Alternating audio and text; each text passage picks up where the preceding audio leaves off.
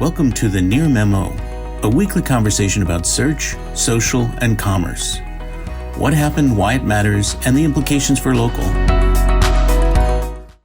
All right, so then for my sort of concluding segment here, there are a couple of things that sort of tie together. One of the things that I think I included in the newsletter on Wednesday was a letter from 9 Democratic senators to the FTC asking them to undertake rulemaking that would enhance consumer privacy across a range of different issues, one of which was use of personal data presumably in ad targeting and attribution. And they were asking for that to be all opt-in. As far as I could tell, it was a request for the FTC to make ad targeting and attribution, use of personal data, entirely opt-in, a la Apple's app tracking transparency, which I just think, and the implication of that is that failure to ask for consent for use of personal data in digital marketing is deceptive, because that would be the authority under which the FTC could regulate that unfair practices or deception, which is kind of a radical statement to make. Now, if it goes through, if it all happens, we're going to see a legal challenge. This is outside the scope of the FTC's authority, yada, yada, yada. But it's pretty dramatic. So what do you guys think of the implications of that? Let's not handicap the rule itself. Let's just talk about it as though it could go through. Well, my first thought is if it's not implemented at a system level, it becomes very unmanageable for the user, right? If it's like Apple is implemented at a system at a high level, the user only has to answer once and you're done and you move on. It's very simple. But if it's like with websites now, as you pointed out in the pre-talk, it's a major pain in the butt. You got this click and that click. You don't know what you're clicking. They obfuscate what you're actually agreeing to. And it's really problematic. It ends up being like HIPAA, where you end up signing 27 extra forms to just go see the doctor, right? And there's no outcome. And the desired benefit doesn't happen because you abandon. I think Apple, I think, probably is being effective. It's a little too early to tell, right? But I think GDPR has been a massive failure. It's just, I don't really feel like my data, or CCPA, same thing.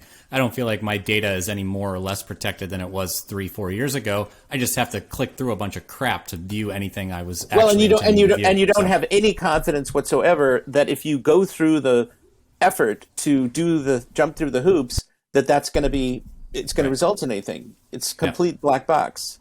And interestingly, as an aside, Apple, there was an article in the Washington Post that said, they were looking at 10 apps. I don't recall the particular apps. One of them was a gaming app. I didn't look at all the names that were still passing on data. They were receiving the no tracking prompt, and yet they were disregarding that and still passing on data. Now, Apple has a pretty powerful enforcement mechanism. They can just bar people from the App Store, which is a pretty powerful thing. But just real quickly, Facebook now is complaining, and there's been some reporting about how the opt-in consent is starting to impact Facebook and in turn its small business customers, to the tune of, we can't really track things as well anymore. We're having trouble. It's really on the attribution side more than on the targeting side that they're having problems.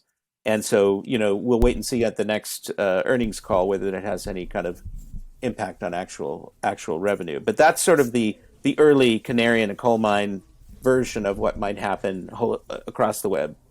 Some of the stories where Greg, we're suggesting that the cost of ads on Facebook because of the lack of targeting was too high, and so people were just bailing on the platform as a result. Advertisers were bailing on them. Yeah, the cost is going up, which has been true for the last couple of years, and that may be the cost is going up in part because it's getting tougher, I think, but that may be a variable, as you say. But Mike, you had a point about, before we conclude, about Apple Maps as kind of an early indicator of what might be the future from a data standpoint. So when Apple came out with reviews, a number of people asked me on LinkedIn or Twitter whether I thought they should engage with Apple reviews. And it forced me to take a look at analytics and for a couple clients. And I looked at a range, and what I saw was traffic that had come from Google was clearly identifiable as Apple. But I was seeing in the lowest case, 5% of their traffic was coming from dark Apple traffic. And in the more pronounced case, 25% of their traffic. This was a high-end spa, restaurant, hotel place. 25% of their traffic was coming from Apple and doing things like booking and so on without a lot of conversions. So clearly in some areas already Apple is having an impact. And as a marketer, it's dark.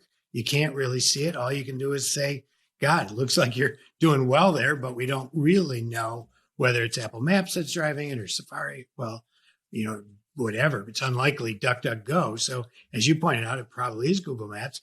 And then the question is, if that much traffic is coming to the website, how much is just stopping on Apple Maps and making a decision there? How much of it's discovery versus recovery? There's all these things that we have no idea of. But what it made me remember was in 2013, I was consulting with SeaWorld. They called me desperate one day because cars were piling up at the back gate. Obviously, driving directions were wrong. I looked into it. It wasn't Google Maps. It wasn't Here Maps. It was Apple Maps. This is 2013. When Apple Maps was wrong, it was a huge problem. So there's a high amount of usage.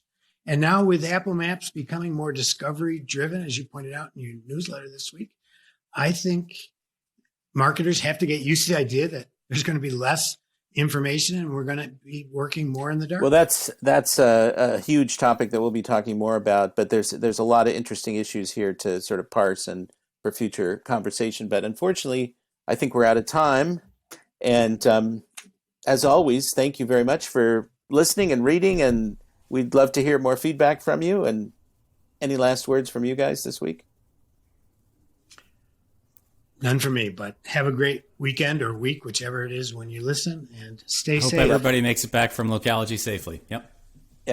Thanks for joining David, Mike, and Greg. To stay on top of the latest developments in local, subscribe to our newsletter at nearmedia.co. We'll see you next week.